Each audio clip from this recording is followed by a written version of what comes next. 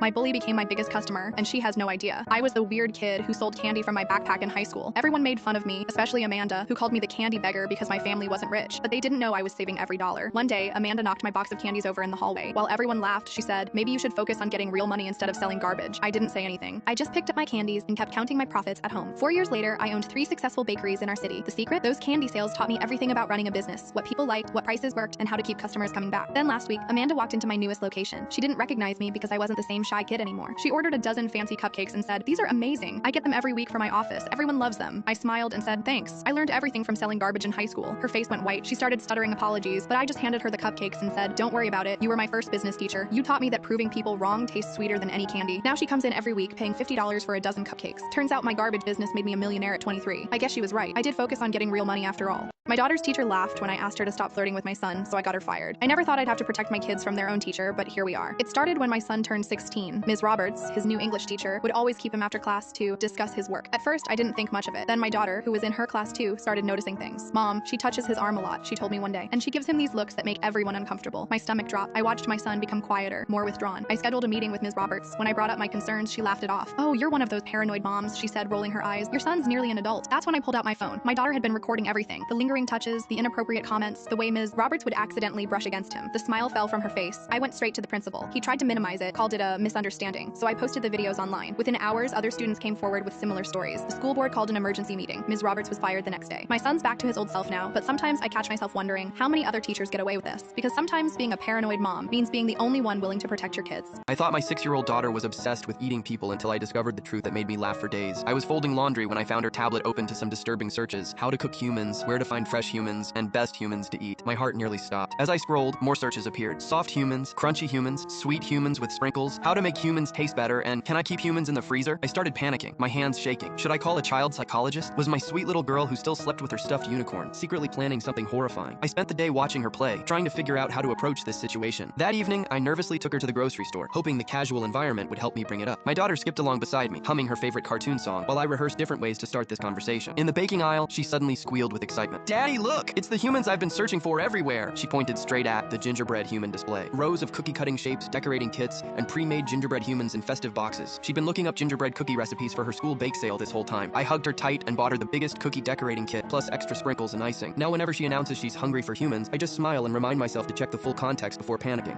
What is the best thing that has ever happened to you for being nice? Back in high school, there was this really quiet kid named Marcus who always sat alone at lunch. He was constantly getting picked on by these 3 guys from the football team. They'd knock his books down, make fun of his thrifted clothes, typical bully stuff. One day, I saw them corner him near the lockers after chemistry class, and something in me just snapped. I walked right up to them and said, "Hey, how about you guys try picking on someone who actually wants to fight back?" I was terrified inside, but I stood my ground. The main bully, Jake, tried to intimidate me, but I just stared him down. A teacher walked by and they backed off. After that, I started sitting with Marcus at lunch. Turns out, he was incredibly smart and helped me pass calculus that year. We stayed friends on Facebook after graduation, but mostly just liked each other's posts occasionally. Fast forward 7 years, I had just sunk my life savings into opening a small coffee shop downtown. 3 months in, and I was drowning in debt. Bills were piling up, and I was about to lose everything. Then Marcus walked in. He'd created some super successful tech startup in Silicon Valley. When he heard through mutual friends that I was struggling, he drove across town to see me. Without hesitation, he bought $50,000 worth of coffee vouchers for his entire company, saying, "You stood up for me when no one else would. Now it's my turn." That money saved my business. Today, my coffee shop has 3 locations, and Marcus's company is still our biggest corporate client.